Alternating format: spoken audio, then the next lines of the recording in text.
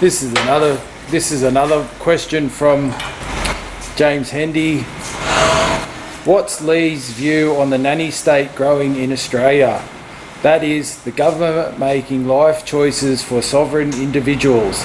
If people are responsible enough to vote, surely they are responsible enough to decide on what to eat, whether to wear a seatbelt, a bike helmet, political correctness, eating from a dodgy food stand on the street, and instead of criminalising everything and everyone, why not just educate and reduce harm if there is a risk of abuse? Well, really, I think people don't need educating. I try and believe that people are smart enough to know right from wrong in any aspect of life. When it comes to eating good food or bad food, when it comes to committing crime or not committing crime, we all know right from wrong. So people just choose to do what they like, and then I think the nanny state's just giving people an excuse to blame somebody else. We can blame someone for this, blame someone for that, blame our upbringing. You know, we can point the finger at whatever and say, well, I didn't know about this, so I'm going to blame this. And if someone's overweight now, it's an illness or a syndrome. Everything you hear now is a disease or a syndrome on TV. So there's so many things now that, you know, when I was younger, you never heard of kids being hit by cars around schools. Now we've got fences up, we've got school zones and shit like that. I think that people are getting dumber due to social media and being on texting all the time and on their phones all the time and not going out in the real world. So I think that's dumbing people down a lot. But yeah, I think people, the nanny state I've never really liked. People should be able to make their own decisions because, you know, speed doesn't kill people in cars. Bad fucking roads that the government don't fix kills people in cars. People drink driving kills people. It's not the car. Cars these days are made safer. They've got how many airbags some cars got now? 11 airbags. Seat belts are better.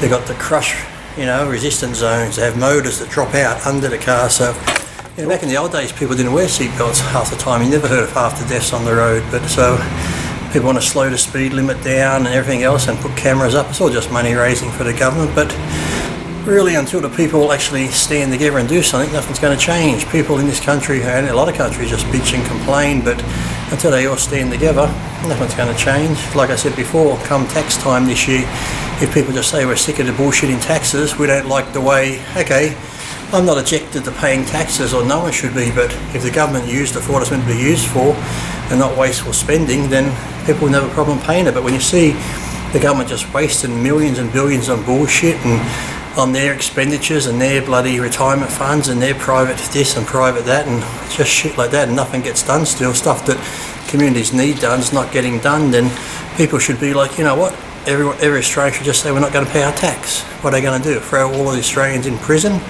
Okay, you're going to fine us all, and others are going to pay our fine. What are you going to do then? Put us all in jail? No, people have the power if they all stand together and say enough's enough. So I often wonder where that tipping point's going to be, because people are getting sick of it now, bitch and complain, but nothing's being done. So hopefully soon they'll get the shits and just be like, that's it, like the old days, like I said before, when the king and queen used to get rich and the people got poorer and poorer and sicker and had no place to live. Eventually they stormed the castle and cut the king's head off and the queen's head and overthrew them. So eventually shit's going to happen. Just changing governments from Liberal, different prime ministers and shit like that doesn't change. Shuffling around cabinet doesn't change. It's still the same wankers in there doing the same shitty job. So until they start doing good, it's just crazy. But people, it starts with the people. They need to make the changes and need to stand up and think that, okay, sometimes you don't want to vote because there's no one good to vote for, but get them another way. Like I said, don't pay your taxes, don't do this, don't do that. So you got to try and hit them where it hurts, because like I said, they're just taking our money and wasting and spending it. Do you think they're worried about what we're doing? And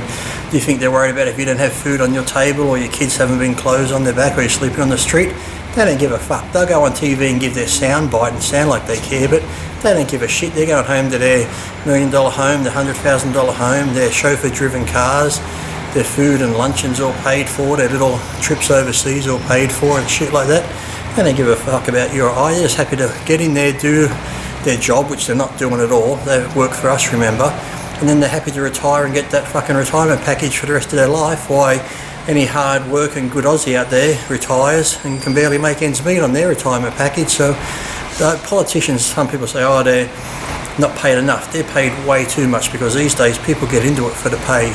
If you cut them down to like a normal, like someone like a firefighter who might be getting 60 to 75,000 a year, give a politician that a firefighter or a policeman does more of a job than these fucking politicians, so give them that. And then when they retire, the politicians get the same pension that every Australian gets, and see how they like it. So, like I said, these politicians shouldn't get a pension. They get paid that much, so they should be able to put that away into a superannuation fund, into something, because like I said, while they're a politician, they hardly pay for shit, so they could put a lot of money away, and when they retire, they should be self-funded retirees.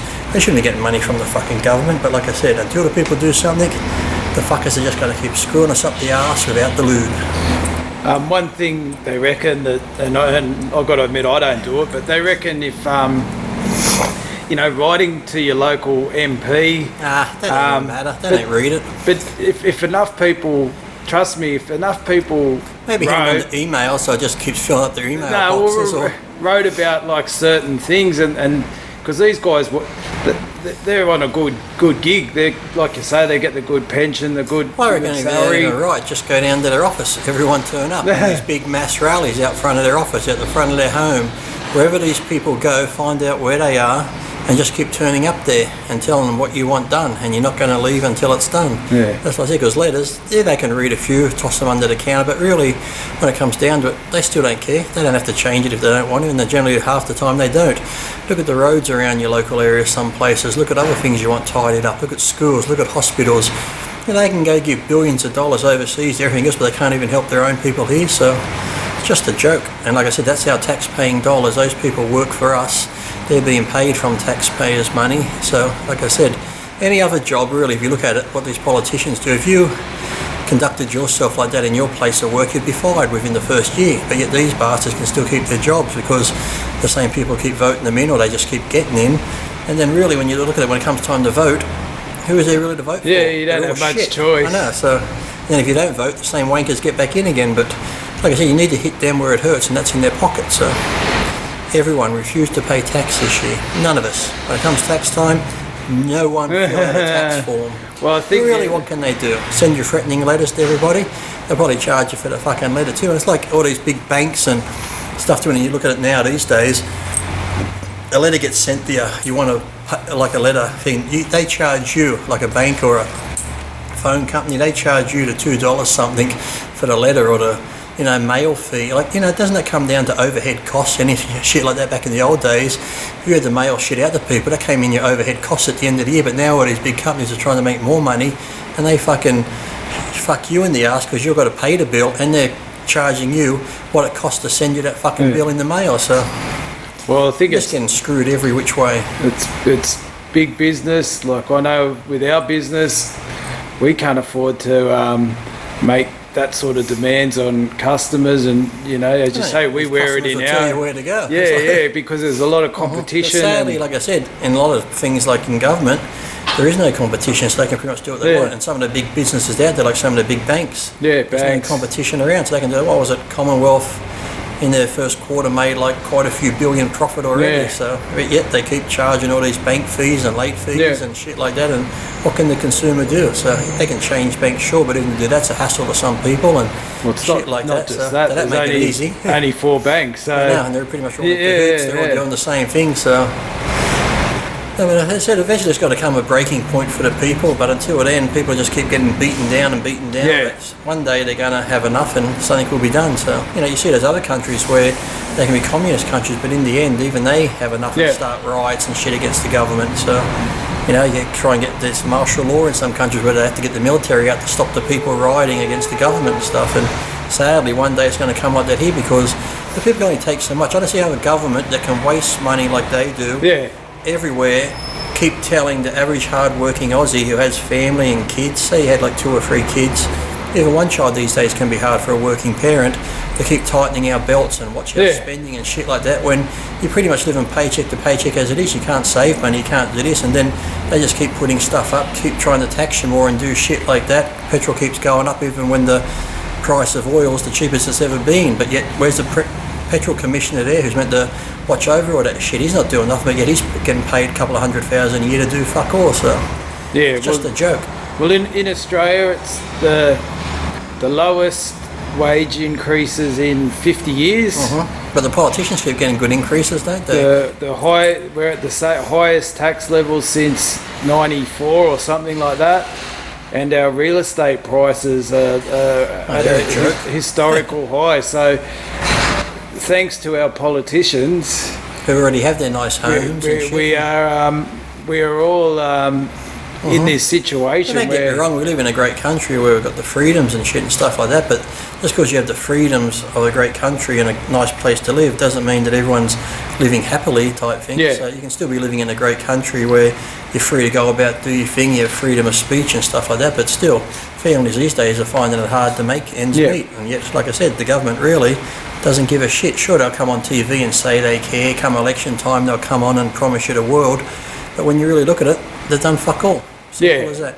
And there's a lot of, like you say, there's a lot of waste just in the news lately. A bloke in the Navy's taken him to court or something. I saw that, training and all that. Watching it. TV all day and shit. You didn't get the training he was promised and stuff. But like I said, the government just wastes so much on everything, and yet they don't do nothing, and nothing gets done. And when they do finally, after they waste all their money, then they go, oh, wait a minute, we're this much in debt, how do we fix that?